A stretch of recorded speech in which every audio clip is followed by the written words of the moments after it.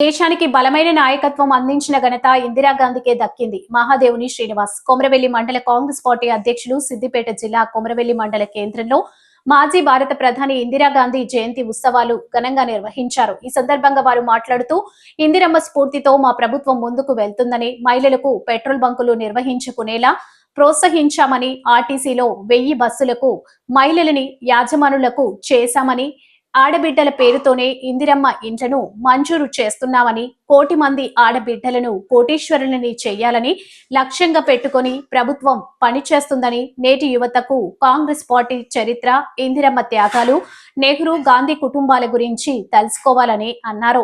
ఇందిరమ్మ హత్యకు గురై 4 దశాబ్దాలు దాటిన కూడా ఇంకా దేశ ప్రజల గుండెల్లో చిరస్థాయిగా ఉన్నారని అన్నారు. ప్రజల నుంచి గాంధీ కుటుంబాన్ని విడదీయలేదని అన్నారు. ఈ కార్యక్రమంలో కొమరవెల్లి మండల నాయకులు, వివిధ గ్రామ శాఖ అధ్యక్షులు, మాజీ సర్పంచ్లు, ఎంపీటీసీలు, యూత్ కాంగ్రెస్ కార్యకర్తలు మరియు అభిమానులు పాల్గొన్నారు.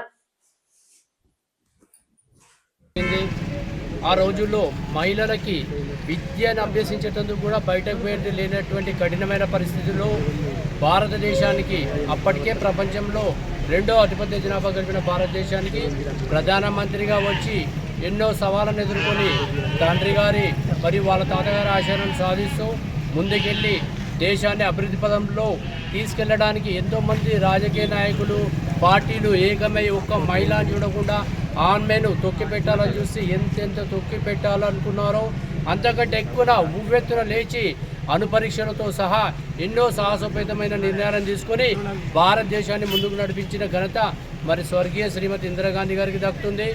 మరి ఆ రోజుల్లో మనం ఇప్పుడున్నంత అభివృద్ధి లేదు.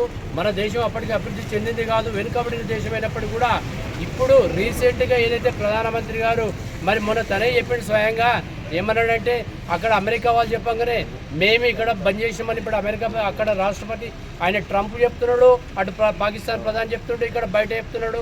ఒకటే రోజుల మరి మనకు అంత నష్టం జరిగితే ఆపరేషన్ సింధూర్ స్టార్ట్ చేసి ఎక్కడో మధ్యన ఆపేసి మరి అమెరికా బెదిరింపులకు, ఆయన పెట్టిన ట్యాక్స్లకు కానీ సరే ఆయన ఆంక్షలు విధిస్తానంటే భయపడి ఈ రకంగా ఇంకా అడిగేసిండు.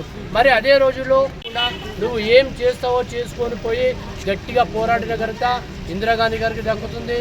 ఎప్పుడైనా ఒక నిర్ణయం తీసుకోవాలంటే అందుకే మరి ఆమె నిర్ణయాలు, ఆమె చేసిన పనులు, ఆమె బాటలు నడిచి మరి భారతదేశ సార్వభౌమత్వం నిలబెట్టాల్సిన అవసరం ప్రస్తుత పాలకులకు ఉంది.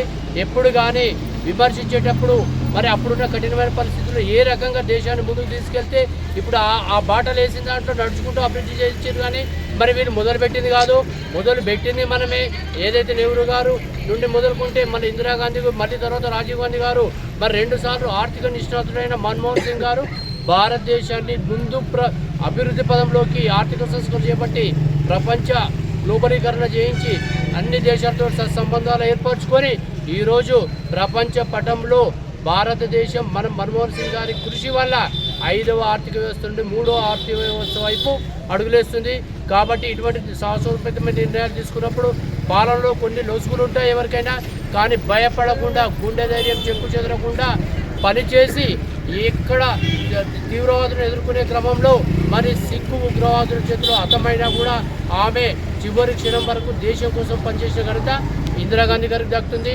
మరి ఆ తర్వాత కూడా మరి వాళ్ళ కొడుకు రాజీవ్ గాంధీ గారు కూడా దేశం కోసం LTT ఉగ్రవాదుల చేతుల్లో ప్రాణాలు కోల్పోవడం జరిపోయింది. ఈరోజు రాహుల్ గాంధీ గారు కూడా కాశ్మీర్ నుండి కన్యాకుమారి వరకు దేశంలో ఉన్న సమస్యలను తెలుసుకోవడానికి సుమారు 3000 కిలోమీటర్ల పాదయాత్ర చేసి ప్రజల సమస్యలను తెలుసుకొని ముందుకెళ్తున్నాడు. కొంతమంది కుట్రలు కుతంత్రాలు చేస్తూ అధికారంలోకి చేస్తుంది. కానీ భవిష్యత్తులో తప్పకుండా రాహుల్ గాంధీ గారికి ఈ దేశాన్ని ప్రధాని అయి మొత్తం భారతదేశాన్ని అభివృద్ధి పదంలోకి తీసుకుపోయి అందరినీ సమానంగా చూసి అసలైన లౌకికవాదాన్ని చేసి నిరూపించగలుగుతాడు. జై కాంగ్రెస్, జై కాంగ్రెస్, జై జై కాంగ్రెస్.